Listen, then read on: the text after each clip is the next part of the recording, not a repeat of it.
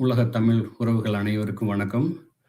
நாம 2026 சட்டமன்ற வேட்பாளர்களோட நேர்காணல் எடுத்து வருகிறோம். அந்த வரிசையில இன்றைக்கும் நம்ம குமாரபாளையம் வெற்றி வேட்பாளர் யுவராணி அவர்களை நம்ம சந்திக்க இருக்கிறோம். அவர்கள்ட்ட இப்ப நம்ம சில கேள்விகளை கேட்டு அவங்களோட கள நிலவரம் எப்படி இருக்கு, அவங்க இந்த வருடத்துல இந்த தேர்தலில் அவங்களோட காரியங்கள் என்ன அப்படிங்கிறத பத்தி அவங்கள்ட்ட நம்ம பேசலாம். வணக்கம், எப்படி இருக்கீங்க சகோதரி? வணக்கம்ண்ணா, நான் ரொம்ப நல்லா இருக்கேன். நீங்க எப்படி இருக்கீங்க? நல்லா இருக்கேன். உங்களை பற்றின ஒரு அறிமுகம் நம்ம உலக தமிழர்களுக்கு சொல்றீங்களா? ஓகேண்ணா, நல்லது. என்னுடைய பேர் வந்து யுவராணி சுரேஷ். என்னோட படிப்பு கல்வி தகுதி பாத்தீங்கன்னா எம்ஏ எம்எட் ஆங்கிலம். நான் 2017 இருந்து நாம் தமிழர் கட்சியில இருந்து பயணிக்கிறேன். என்னுடைய முதல் மோட்டிவ், அதாவது ஆம்பிஷன் சொல்லுவாங்க இல்லையா, அந்த ஆம்பிஷன் என்ன அப்படின்னா, நான் எம்ஏ எம்எட் அப்படின்றதுனால நான் நல்லாசிரியர் விருது வாங்கணும். ஒரு கவர்மெண்ட் ஜாப்ல அரசு ஆசிரியரா பணிபுரியணும், நல்லாசிரியர் விருது வாங்கணும் அப்படின்றதுதான் என்னுடைய கனவா இருந்தது. அப்புறம் என்ன ஆச்சு அப்படின்னா 2013-14 வந்து நான் ஆசிரியர் தகுதி தேர்வு எழுதினேன். அதுல ஒரே ஒரு மதிப்பெண் வித்தியாசத்துல நான் தோல்வி அடைஞ்சிட்டேன். அதனால ரொம்ப மன உளைச்சலுக்கு உள்ளானேன். அப்புறம் அடுத்தடுத்து அதை நான் ட்ரை பண்ணிட்டு தான் இருந்தேன். அந்த சமயத்துலதான் வந்து என்னன்னா, நாம் தமிழர் கட்சிக்கான 2021 சட்டமன்ற தேர்தல்ல போட்டியிடக்கூடிய பரமத்தி வேலூர் போட்டியிடக்கூடிய வாய்ப்பு அண்ணன் செந்தமிழன் சீமான் அவர்கள் எனக்கு கொடுத்தாங்க. அப்புறம் எனக்கு அந்த சமயத்துல எல்லாம் பாத்தீங்கன்னா எனக்கு அரசியல் கட்சி இதுல எல்லாம் எந்த நாலேஜுமே இல்ல, எந்த அறிவுமே கிடையாது. அரசியல் அறிவே எனக்கு சுத்தமா கிடையாது. அதுக்கப்புறம் எனக்கு அரசியல்னா பெரிய இலவச திட்டங்களை எல்லாம் அறிவிக்கணும், அதுக்கு நிறைய பணம் செலவாகும், அதாவது பிசினஸ்ல நம்ம எப்படி இன்வெஸ்ட் பண்றோமோ அதே மாதிரி அரசியலும் இன்வெஸ்ட் பண்ணணும் அப்படின்னு நினைச்சேன் நான். ஆனா 2021 பரமத்தி வேலூர் சட்டமன்ற தொகுதியில என்ன அறிவிச்சுட்டு நான் அங்க போய் களத்துல, அது என்னோட தொகுதி இல்ல, நம்ம நாமக்கல் மாவட்டத்துல இருக்கிற 6 தொகுதியில பரமத்தி வேலூர் சட்டமன்ற தொகுதியும் ஒண்ணு. அப்போ அங்க போய் களப்பணி செய்யும் போதுதான் தெரியுது, அரசியல் அப்படிங்கிறது வியாபாரம் இல்ல, இலவசத்தை கொடுத்து மக்களை ஏமாத்தக்கூடிய அப்படின்றது அரசியல் கிடையாது. அரசியல் நம்மளோட அடிப்படை உரிமை, நம்மளோட வாழ்வியல், பிறப்பு முதல் இறப்பு வரை நம்மளை பின்தொடரக்கூடிய ஒன்று அரசியல் அப்படின்றத நான் புரிஞ்சுக்கிட்டேன். அப்புறம் அந்த களப்பணி செய்யும் போது என்னன்னா, நிறைய உறவுகள், அதாவது நாம் தமிழர் கட்சியில இருந்து நிறைய உறவுகள் நமக்கு கிடைச்சாங்க. அதுக்கப்புறம் அரசியல்னா ஒரு வரையறை இருக்கும் இல்லைங்களா, ஒரு தலைவன் எப்படி இருக்கணும், நம்ம சட்டமன்ற உறுப்பினரா நம்ம தேர்ந்தெடுக்கப்பட்டால் மக்களால் அவங்களுக்கு உண்டான வசதி வாய்ப்புகள் எப்படி நம்ம செஞ்சு தரணும், அவங்களுக்கான உரிமையை எப்படி பெற்றுக் கொடுக்கணும் அப்படின்றத நான் தெரிஞ்சுக்கிட்டேங்கண்ணா. இப்படிதான் என்னோட அரசியல் பயணம் தொடருச்சு. நன்றி நன்றி. ஏன்னா என்னோட காரியமும் அப்படிதான். நம்ம வளர்ந்து வர்ற காலங்கள்ல பாத்தீங்கன்னா அரசியல் ஒரு சாக்கடை அப்படிங்கிற ஒரு மைண்ட் செட் நம்மளுக்கும் அரசியலுக்கும் சம்பந்தம் இருக்காது. ஏன்னா அது வந்து நம்மளுக்கு ஒத்து வராத ஒரு காரியம் அப்படிங்கிற மாதிரி தானே ஒரு எண்ணத்துல இருந்தோம். அப்புறம் சீமான் வந்ததுக்கு அப்புறம் தான் அரசியலை பத்தின புரிதலே எனக்கெல்லாம் வர ஆரம்பிச்சிச்சு. சோ அதே போலதான் உங்களுக்கு போல இருக்கு ஆக்சுவலா. கண்டிப்பாங்க. அரசியல் அப்படிங்கிறது வந்து இப்போ 60 ஆண்டு கால அரசியல், இப்ப திராவிட கட்சிகள் ஆண்டுட்டு இருக்காங்களா, இப்போ சீமானுக்கு பின் சீமானுக்கு முன் அப்படின்றத அரசியல் பிரிவா பிரிச்சாச்சு. கண்டிப்பா கண்டிப்பா, அதை யாராலையும் மறுக்கவே முடியாது. சீமான் அண்ணாவுக்கு முன் எப்படி அரசியல் களம் இருந்துச்சு, சீமான் அண்ணா நாம் தமிழர் கட்சிக்கு அப்புறம் எப்படி அரசியல் களம் மாறுச்சு அப்படின்றது வந்து நம்மளால அந்த மாற்றத்தை பார்க்க முடியுது. சின்ன குழந்தைங்கள்ல இருந்து பெரியவங்க வரைக்கும் அரசியலை எப்படி பாக்குறாங்க, புது முறையா எப்படி அணுகுறாங்க அப்படின்றதையும் நம்ம தெளிவா பார்க்க முடியுது. இதை யாராலையும் மறுக்க முடியாதுங்கண்ணா. கண்டிப்பா கண்டிப்பா, அந்த மாற்றத்தை நானே கண்கூடா பாக்குறேன். இப்போ அதுவும் இப்ப நிகழ்காலத்துல பாத்தீங்க அப்படின்னா அந்த மாற்றமும் அந்த எழுச்சியும் ரொம்ப அதிகமா இருக்கிறத நான் பாக்குறேன். அந்த மாநாட்டுக்கு அப்புறமே வந்து இப்படி ஒரு எழுச்சிய நம்ம இதுவரைக்கும் வெளிப்படையா பார்க்கல. அந்த மாநாட்டுக்கு அப்புறம் அது ஒரு உண்மையிலேயே வந்து ஒரு மிகவும் சந்தோஷப்படக்கூடிய ஒரு காரியமா தான் இருந்ததை நான் பார்த்தேன். ரொம்ப தமிழ்நாட்டு மக்கள் இப்படி ஒரு மாற்றத்துக்குள்ள வர்றது நிச்சயமா வந்து ஒரு பெருமைக்குரிய காரியமா இருக்கு ஆக்சுவலா. நன்றி நன்றி. இப்போ உங்க தொகுதியில இப்போ நீங்க போன தடவை வேற தொகுதியில போட்டியிட்டீங்க. இந்த தடவை வந்து குமாரபாளையத்துல போட்டியிட்டீங்க. இது இது உங்களோட சொந்த தொகுதியா? இல்ல பக்கத்து தொகுதியா சகோதரி?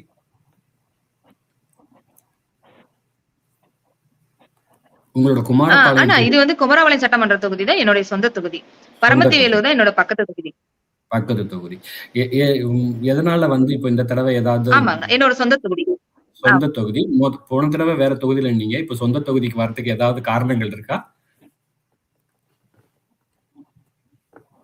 ஆ காரணங்கள் அப்படின்னு எதுவும் இல்லன்னா, அதாவது 21ல அண்ணா தேர்ந்தெடுக்க படும்போது, அங்க அ அரசியல்ல ஒதுக்கப்பட்ட சமூகம்னு இருக்கும் இல்லைங்களா?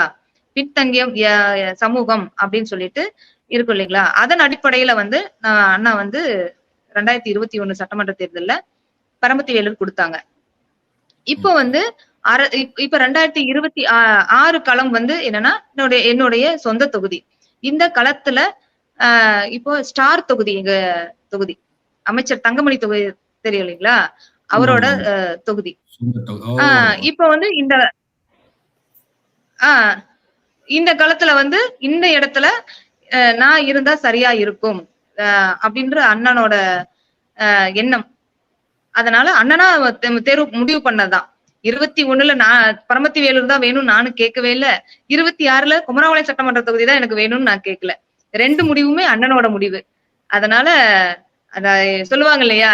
என் அ என்னோடது என் பணி வந்து பணி செய்து கிடப்பதே அப்படின்றத மாரி, அண்ணன் என்ன சொல்றாரோ, அத செய்யறது தான் என்னோட வேலை.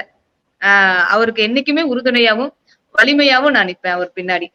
நன்றி, நன்றி. நல்லது, நல்லது. நல்ல விஷயம். அ. இப்ப அடுத்த கேள்வி. உங்களோட தொகுதியில பெரிய பிரச்சனைகளா நீங்க பார்க்கிறது என்ன சகோதரி? ஆனா பெரிய அவற்றுக்கு தீர்வா பிரச்சனை. நீங்க ஆமா. தீர்வு கண்டிப்பா அ கண்டிப்பா அத வந்து மாத்தியே ஆகணும் அப்படின்னு நினைக்கிற பிரச்சனைன்னா, சாயக்கழிவு பிரச்சனை.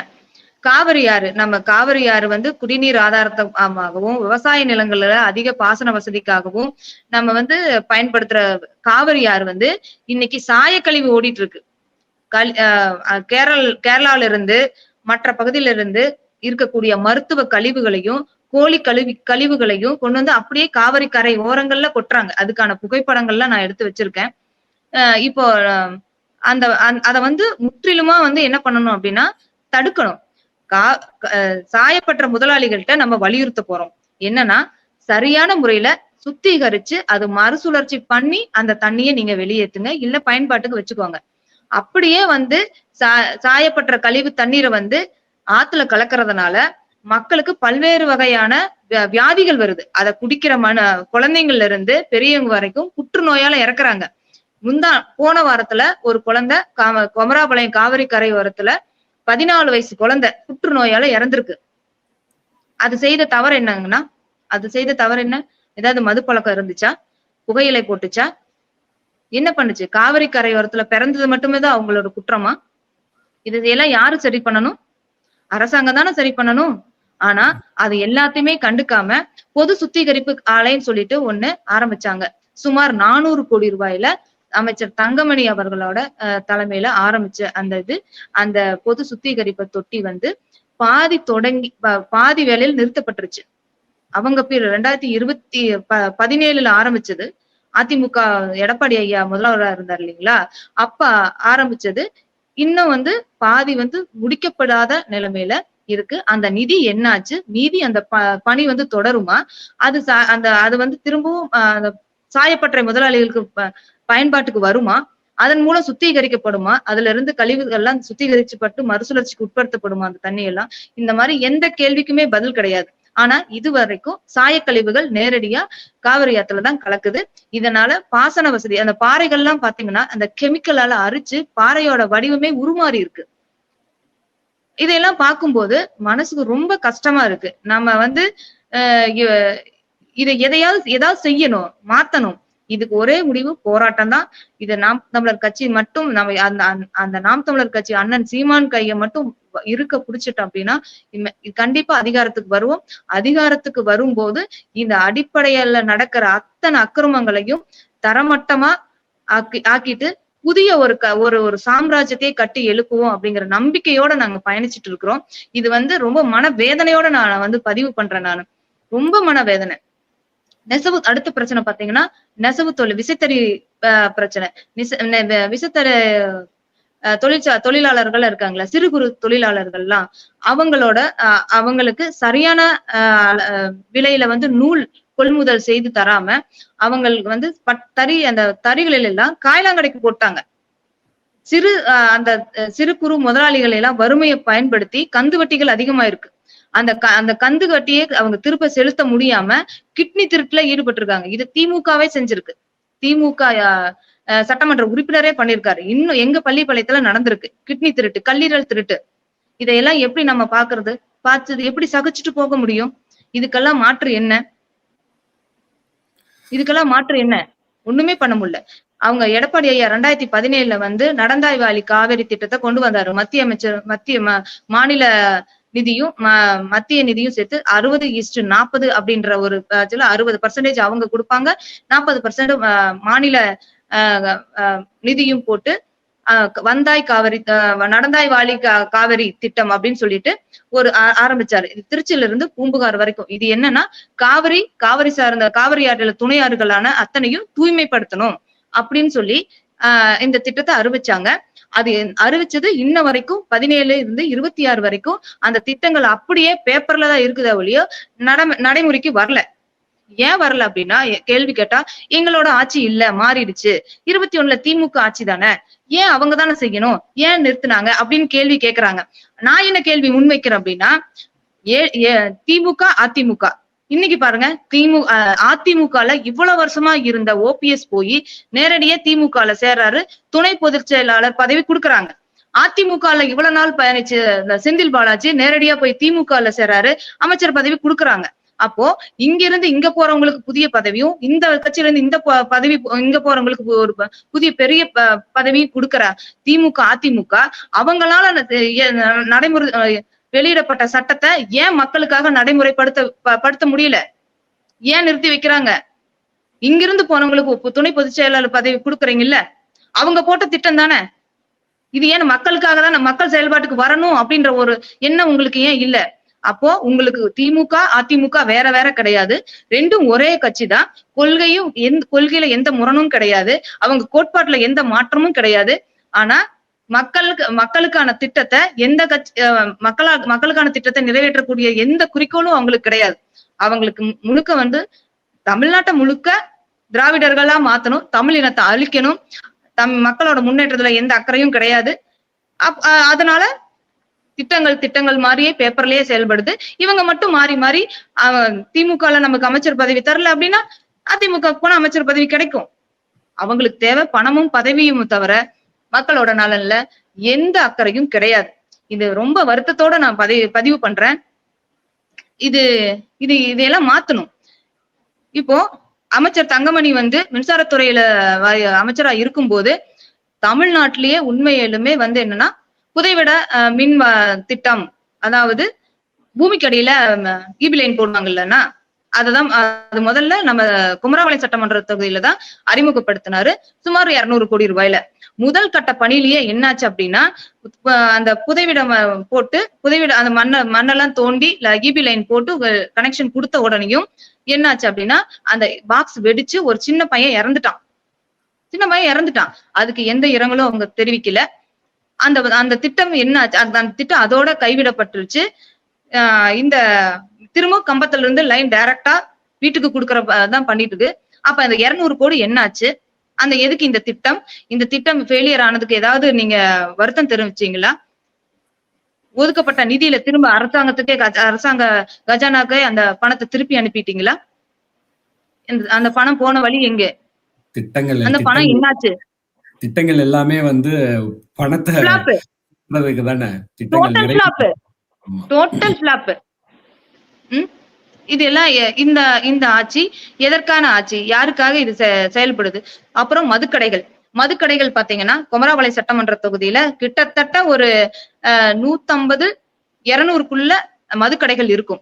பள்ளிப்பாளையம் ரோட்ல ஒரு 3 மதுக்கடைகள் இருந்தது. அது நாம் தமிழர் கட்சி போராட்டத்தின் மூலம் அகற்றப்பட்டாச்சு.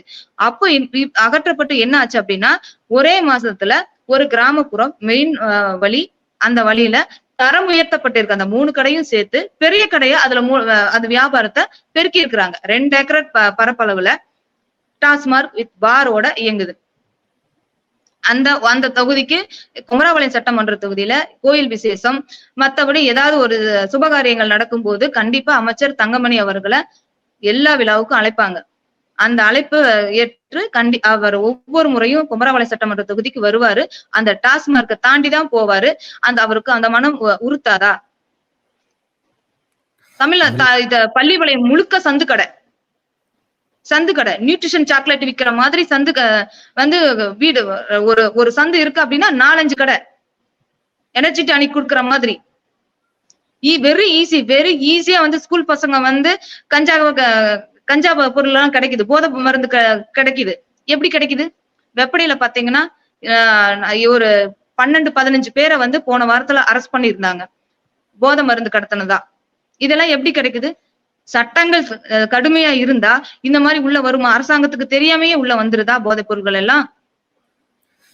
காவல்துறைக்கு தெரியாமே வந்துருதா? அரசாங்கத்துக்கு தெரிஞ்சுதானே அவங்க தானே பின்னாடி பண்றாங்க, தெரியுது. அப்புறம் இப்ப இதையெல்லாம் நம்ம எப்படி தடுக்க முடியும்? இது வந்து பொறுத்துக்கிட்டு போற அளவுக்கு மனம் நம்ம கிட்ட இல்லையே. இது வந்து நாம் தமிழர் கட்சியில சேராம இருந்து இப்போ நான் சொன்னேன் இல்லைங்களா, ஆசிரியர் போராட்டம் 2013-14 தான் 14 வரைக்கும் பாஸ் பண்ணா உடனே வேலை கொடுத்தாங்க. இன்ன வரைக்கும் ஒருத்தருக்கும் எந்த போஸ்டிங்கும் போடல. ஆசிரியர்கள் தெருவுல போராடிட்டு இருக்கிறாங்க.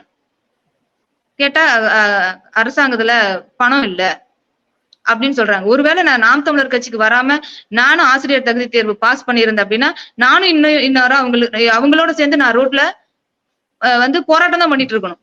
இந்த மாதிரி நான் உங்ககிட்ட அதுல இருந்து நாம் தமிழர் கட்சியில இணைஞ்சு இந்த மாதிரி இந்த அவல நிலையெல்லாம் உங்ககிட்ட எடுத்து சொல்லிட்டு இருக்க முடியாது. அந்த வாய்ப்பு எனக்கு இல்லாம போயிடும். அதனால இந்த தோல்வியும் ஒரு வெற்றியா தான் பாக்குறேன் நான். மனம் ரொம்ப வருத்தமா இருக்கு. உண்மையிலுமே இதையெல்லாம் பார்த்து இதெல்லாம் சரி பண்ணணும். இதையெல்லாம் எப்படி சரி பண்ண முடியும்? நம்ம தான் சரி பண்ணணும். நம்ம அந்த கடமையிலும் பொறுப்புலையும் இருக்கிறோம், தவறாம செய்வோம் அப்படின்றத நான் உறுதியா சொல்றேன். கண்டிப்பா அதாவது என்னன்னா, உண்மையிலும் என்னோட ஆயுள்ல இருந்து ஒரு 10 வருடம் யாருக்காவது கொடுக்க முடியும் அப்படின்னு இறைவன் எனக்கு ஒரு வரம் கொடுத்தா, நான் வந்து அந்த 10 வருடத்தை எடுத்து சீமான் அண்ணாவுக்கு கொடுப்பேன். நான் இன்னும் அவர் நிறைய ஆரோக்கியத்தோட வாழணும். இன்னும் நிறைய தமிழ் உணர்வுகளையும் அதாவது தமிழ் பற்றையும் மண் சார்ந்த ஒரு உணர்வையும் மக்களுக்கு விதைக்கணும். அவருதான் நம்மளோட கடைசி நம்பிக்கையா நான் நினைக்கிறேன். அவருக்கு என்னைக்கும் நான் உண்மையாவும் உறுதுணையாவும் களத்துல இருப்போம். கண்டிப்பா. இவ்வளவு பிரச்சனைகள் இப்ப உங்க தொகுதியில இருக்கு. ஜனங்களும் வந்து இப்ப அவங்க மாத்தி அதிமுக அப்படி மாற்றி கவர்மெண்ட பாத்துட்டாங்க.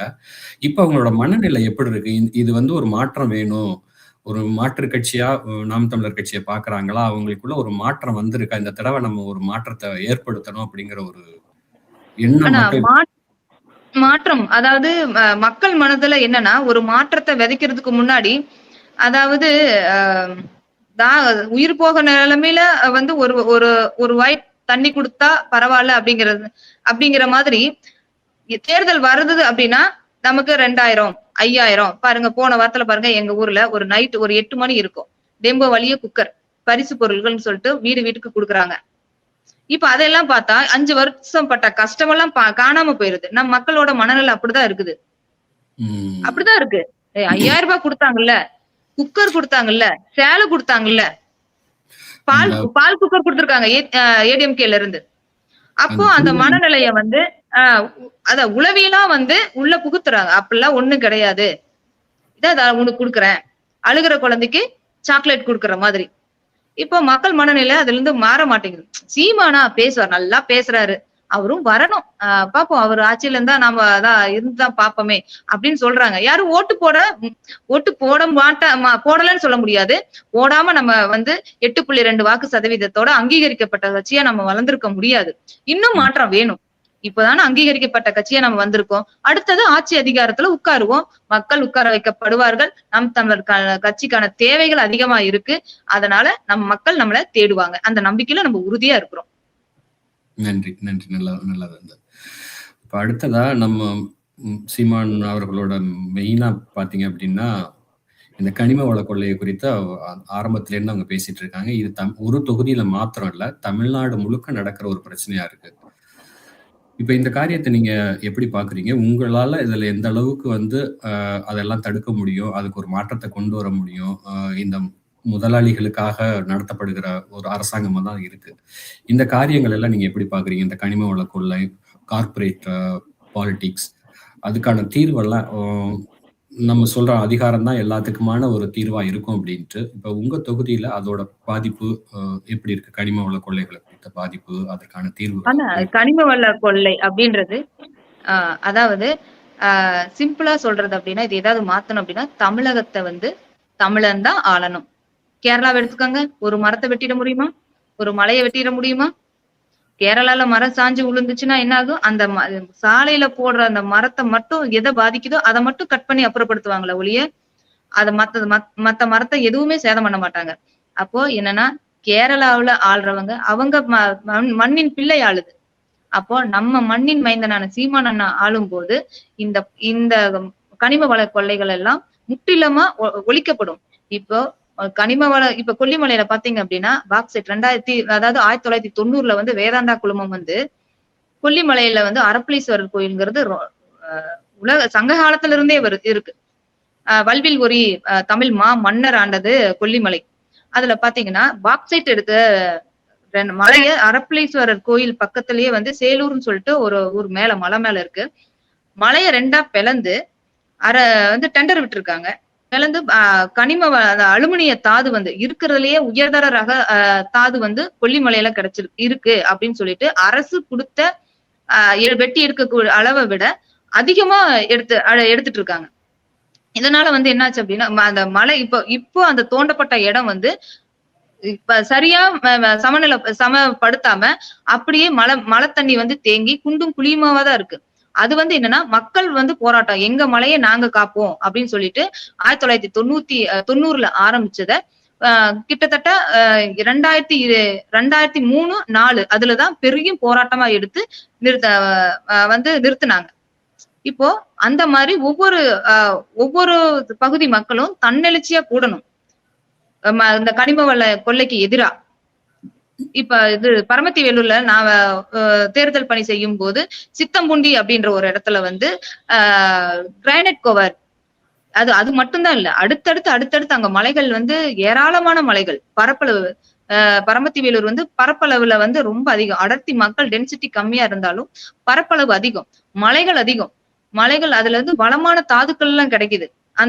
அது வந்து ஒரு அரசு வந்து கொடுத்த வெட்டி எடுக்கக்கூடிய சொல்லக்கூடிய அந்த அங்கீகரிக்கப்பட்ட அளவை விட அதிகமா வெட்டி எடுத்து என்னாச்சு அப்படின்னா பூமியில இருக்க நிலத்தடி நீர் எல்லாம் 1000-1500 அடிக்கு கீழே போயிடுச்சு.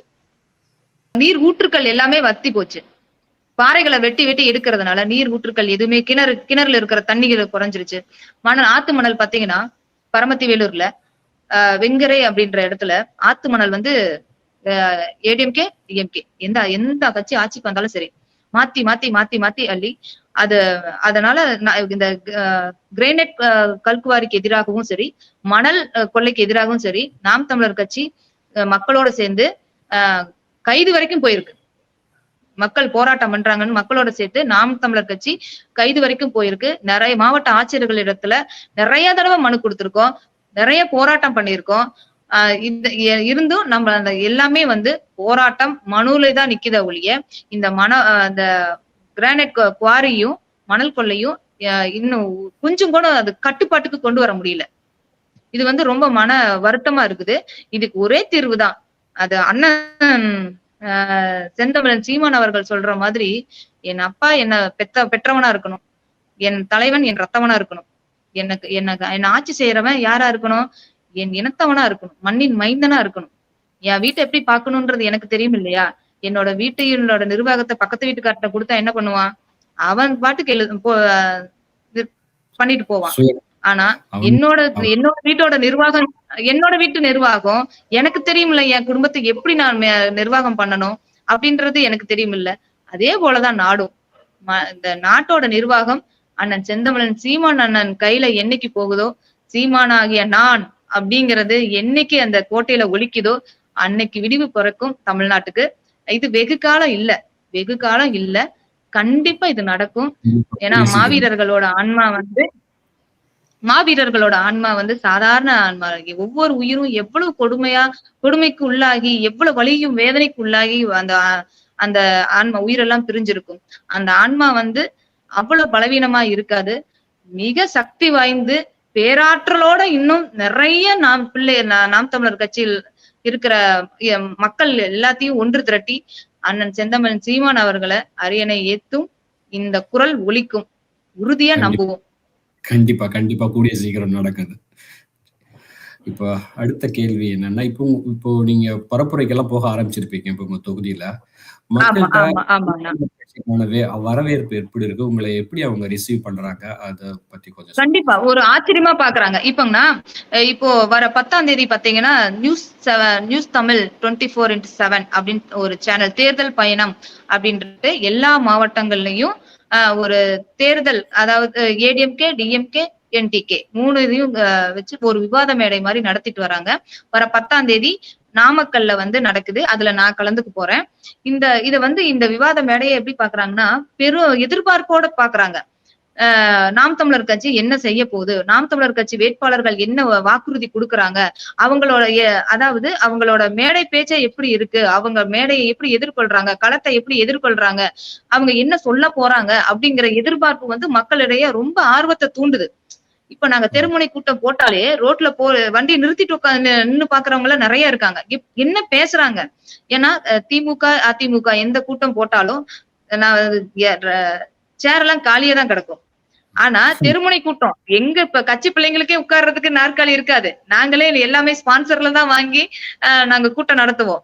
ஆனா அவங்க வண்டியை நிறுத்திட்டு உட்கார்ந்து அவங்க வண்டி வாகனத்து மேல ஏறி உட்கார்ந்து கேட்பாங்க, இவங்க என்ன பேசுறாங்க அப்படின்றத ரொம்ப உன்னிப்பா கவனமா உற்று நோக்குறாங்க. அதனால வந்து இப்பதானே மாறி இருக்கு, நாம அங்கீகரிக்கப்பட்ட கட்சி ஆயிட்டோம் இல்லைங்களா? இப்பதானே வந்திருக்கு. அதாவது 2010 நம்ம கட்சி தொடங்கணும். ஆனா 16 தான் நம்ம வந்து களத்துக்கே வந்தோம். இப்போ அப்படி பார்த்தா நம்ம 10 ஆண்டுகள் தான் நமக்கு. 10 ஆண்டுகள்ல அண்ணனோட கடின உழைப்பு தான். இப்போ வந்து நம்ம இன்னைக்கு அண்ணன் நம்ம கேண்டிடேட்டா நம்ம கொடுத்துட்டாங்க. இந்த ஒரு 2 மாத காலம் மத்தபடி இல்ல அண்ணனோட பரப்புரையில நம்ம பயணிக்கிறோம், மாநாட்டுக்கு போறோம். அந்த இதெல்லாம் வேட்பாளரோடது. ஆனா இது முழுக்க அண்ணனோட உழைப்பு மட்டுமே. இதுல வந்து யாராலையும் பங்கு போட முடியாது.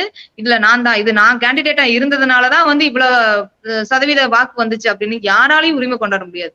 அண்ணனோட ரத்தமும் வேர்வையும் மட்டுமே இன்னைக்கு 8.2% வாக்கு வாங்கி அங்கீகரிக்கப்பட்ட கட்சியா இன்னைக்கு தலைநிமிர்ந்து நிக்குது. தமிழ்நாட்டிலேயே 3வது பெரிய கட்சி நாம் தமிழர் கட்சி. ₹1 கூட ஓட்டுக்கு காசு கொடுக்கல, ஒரு இலவச திட்டம் அறிவிக்கல, அது வந்து மது வாங்கி கொடுத்து கூட்டத்துக்கு கூட்டிட்டு போகல. இப்ப வந்து வேட்பாளர் அறிமுக கூட்டம் நடந்துச்சு பாத்தீங்களா? எவ்வளவு சிறப்பான ஒரு அறிமுக கூட்டம். எந்த கூட்டத்திலயாவது காவலர்கள் சேர்ல உட்காந்து நாற்காலியில உட்காந்து ஜாலியா உட்காந்து கூட்டத்தை வேடிக்கை பார்த்திருக்காங்களா? எல்லாம் தள்ளு முள்ளு அறிபறி பயங்கரமா இது பண்ணுவாங்க. ஆனா ஒரு கூட்டத்தையே இவ்வளவு கட்டுக்கோப்பா நடத்தக்கூடிய ஒரு நாம் தமிழர் கட்சி நாட்டை கொடுத்தா எவ்வளவு ஒரு கட்டுக்கோப்பா நடத்தும் அப்படின்னு மக்கள் புரியறதுக்கு ஆரம்பிச்சுட்டாங்க. அதனால வந்து இது வெகு தொலைவில் இல்ல, வெற்றி நம்ம கிட்டதான் இருக்கு. கிட்ட வந்துட்டோம். இதுக்கு முழுக்க அண்ணனோட உழைப்பு மட்டுமே காரணம். அதுல ஒரு சின்ன கருவியா, அதாவது ஒரு அணிலா நான் இருக்கேன். வந்து ராமருக்கு அணில் ஒரு சின்ன உதவி பண்ணுச்சுன்னு சொல்லுவாங்க இல்லையா புராணங்கள்ல. அதனால சின்ன ஒரு கருவியா நான் இருக்கிறேன் அப்படிங்கறதுல வந்து நான் பேரானந்தம், பெரும் மகிழ்ச்சி, பிறப்பின் பயன் அடைஞ்ச மாதிரி ஒரு உணர்வு. எனக்கு இதுவே போதும் அப்படிங்கிற உணர்வு. இன்னும் நான் அண்ணனுக்கு வலு சேர்ப்பேன். அண்ணன் கைகோர்த்து வலிமையா நிப்பேன். என்னால எவ்வளவு முடியுமோ அவ்வளவு களத்துல உண்மையும் நேர்மையுமா உழைப்பேன் அப்படின்றத நான் உறுதியா சொல்றேன். கண்டிப்பா அவரோட முழு உழைப்பு தான் இந்த அளவுக்கு நாம் தமிழர் கட்சியும் தமிழ் தேசியமும் தமிழ்நாட்டுல வளர்ந்து வந்ததுக்கு அவர் முழுக்க அவருக்கு தான் அந்த கிரெடிட் எல்லாமே போயிடுச்சு ஒரு சீமானுக்கு மாத்திரம். கண்டிப்பா. எங்கேயுமே இருந்த வெளியிலே தெரியாத ஒரு காரியத்த இப்படி எடுத்துட்டு வந்து உலகத் தமிழர்கள் ம். மத்தியில, உலக மக்கள் மத்தியில கண்டிப்பா. ஒரு இல்ல கட்சியா இது ஒரு பெரிய பேரு என்ன ஒரு பேர் உழைப்புன்னு தான் சொல்லணும் ஆக்சுவலா. அவரோட கண்டிப்பா. ம் நான் எல்லாம் யாருங்க நான்லாம் சமுதாயத்த அதாவது நான் ஊருக்குள்ள நான் எங்க இருக்கேன்னு கூட தெரியாது. அதான் என்னோட அதாவது குறைஞ்சபட்ச ஆசையே ஒரு கவர்ன்மெண்ட் போஸ்டிங் வாங்கணும், நல்லாசிரியர் விருது வாங்கணும். இதுதான் என் வாழ்நாள் சாதனைன்னு நெனச்சுட்டு இருந்தேன். ஆனா இன்னைக்கு ஒரு தொகுதியோட சட்டமன்ற வேட்பாளர் அப்படின்ற இடத்துல கொண்டு வந்து என்ன அண்ணா நிறுத்தியிருக்காரு. இன்னைக்கு வந்து உன்னோட தொகுதியில இருக்கிற பிரச்சனை என்னன்னு வெளியில சொல்லு அப்படின்னு சொல்ற வாய்ப்புக்கு குடுத்திருக்காரு. வெளிய நம்ம பேசுறதுக்குண்டான உரிமையும், வாய்ப்பையும் குடுத்திருக்காரு. இதெல்லாம் யாரு நமக்கு குடுப்பாங்க? உனக்கு என்ன வேணும் அப்படின்றத ஒரு அரசியல் தளத்த உருவாக்கி, நமக்கு வந்து அ பேசுறதுக்கு ஒரு வாய்ப்பு குடுத்திருக்காங்க. சட்டமன்ற வேட்பாளர். கனவுலயும் நெனச்சு பார்க்காத ஒரு ஒரு இது. இந்த நான் இது 2வது முறை அப்படிங்கிறப்போ, ஒரு சாதாரண ஒரு மனுஷி. என் பின்புலம் யாரு? எனக்கு எங்க அப்பா விவசாயி தான். என் கணவர் விவசாயி. நாங்க முழுக்க முழுக்க விவசாய குடும்பம் சார்ந்தவங்க தான். அதனால வந்து இந்த அரசியல் பின்புலம் எங்க அப்பா அப்ப அதிமுக அப்படி, என் தாத்தா டிஎம்கேல இப்படி, எங்கெல்லாம் பரம்பரையெல்லாம் டெல்லி தான் அப்படின்னெல்லாம் கிடையாது. நான் சாதாரண ஒரு மனுஷிய கொண்டு வந்து 2வது முறையா சட்டமன்ற வேட்பாளரா நிறுத்தி இருக்கிற அண்ணனுக்கு வேற என்ன செய்யும்? உண்மையும் நேர்மையுமா முழுக்க முழுக்க உள்ளன்போடு அவருக்கு உறுதுணையா நிக்கிறத தவிர வேற என்ன என்னால செய்ய முடியும்? கண்டிப்பா, கண்டிப்பா. ஒரு சாதாரண மனிதர்கள் கூட வந்து அரசியல்ல வந்து வர முடியும், நிக்க முடியும் அப்படின்ட்டு இப்பதானே அந்த ஒரு காரியமே நம்மளுக்கெல்லாம் வெளிப்படுத்தப்பட்டிருக்கு ஆக்சுவலா. இது முடியும், இதுதான் அரசியல் அப்படின்ட்டு. உண்மையிலே இது பெரிய காரியம். நன்றி. கடைசியா வந்து நம்ம தமிழ் மக்களுக்கும், உலக தமிழர்களுக்கும் நீங்க என்ன சொல்ல நினைக்கிறீங்க? உலக தமிழர்களுக்கு அனைவரும்க்கு நான் என்ன சொல்ல விரும்புறேன்னா, கண்டிப்பா வந்து தமிழ்நாட்ட வந்து கண்டிப்பா இந்த திராவிட கட்சிகள்ல இருந்து நாங்க மீட்போம். அந்த மீட்கும்போது அண்ணன் அரியணை ஏறும்போது உலகத்துல இருக்கிற தமிழர்கள் எந்த மூல முடுக்குல இருந்தாலும் சரி, நீங்க அத்தனை பேரும் தமிழ்நாட்டுக்கு வரணும். அண்ணனுக்கு உறுதுணையா நிக்கணும். அப்படிங்கிறது அது எனக்கு ரொம்ப நாள் ஆசை. அண்ணன் அரியணை ஏறும்போது உலகத்துல இருக்கிற அத்தனை தமிழர்களும் தமிழ்நாட்டுக்கு வந்து அந்த அரியணை ஏற காட்சியை பார்த்தா எவ்வளவு வியப்பா இருக்கும். அப்படின்றது எனக்கு ஒரு பெரிய கனவாவே நான் நினைக்கிறேன். கண்டிப்பா தொடர்ந்து அங்க தமிழர்கள் எல்லாரும் நாம் தமிழர் கட்சிக்கு ரொம்ப ஆதரவா இருக்கணும். நீங்க இருக்கிற இடத்துல தமிழ் அங்கங்க இருக்கிற அவங்க தமிழின் பெருமையை சொல்லணும். சீமான் அண்ணா தமிழ்நாட்டுல எவ்வளவு உழைப்ப சிந்தி வேர்வையை கொட்டி உழைக்கிறாரு அப்படின்றத அங்க இருக்கிற மக்களுக்கு எடுத்து சொல்லணும் அப்படின்றது நான் உலக தமிழருக்கு நான் சொல்ல விரும்புறேன். இன்னும் நேர்மையும் உண்மையுமா அண்ணாக்கு இருக்கணும். நம்மளால முடிஞ்ச அளவு பொருளாதார உதவி நாம் தமிழர் கட்சிக்கு நம்ம கொண்டு போய் சேர்க்கணும். அந்த பொருளாதாரம் தான் பெரிய சவாலா இருக்கு நாம் தமிழர் கட்சிக்கு. அதுலயும் நம்ம வந்து உறுதுணையா இருக்கணும் அப்படின்றத நான் வந்து உலக தமிழருக்கு நான் சொல்ல கடமைப்பட்டிருக்கேன். நன்றி, நன்றி. இவ்வளவு நேரம் உங்களோட நேரத்தை எங்க கூட செலவிட்டதற்கு ரொம்ப நன்றி. ஏன்னா இந்த பரப்புரை சமயத்துல இவ்வளவு டைத்தை ஸ்பெண்ட் பண்ணதுக்கு நம்ம மீண்டும் வாய்ப்பு கிடைத்தா சந்திக்கலாம் சிஸ்டர். நன்றி. ரொம்ப நன்றிங்கண்ணா. எனக்கு இவ்வளவு பெரிய வாய்ப்பை கொடுத்ததுக்கு நாம் தமிழர் கட்சி பத்தி நம்ம உலகம் பூரா நம்ம தெரிய போகுது அப்படிங்கறது பேச வாய்ப்பு கொடுத்தவங்களுக்கு எவ்வளவு நன்றி சொன்னாலும் அது தகாது. இருந்தாலும் நன்றி நன்றி நன்றி. உங்க பேரன்பும் பேராதரவும் நாம் தமிழர் கட்சிக்கு தமிழ்நாட்டுக்கு எப்பயும் வேணும். ரொம்ப நன்றிங்கண்ணா. நன்றி, வாழ்த்துக்கள். தேங்க்யூ.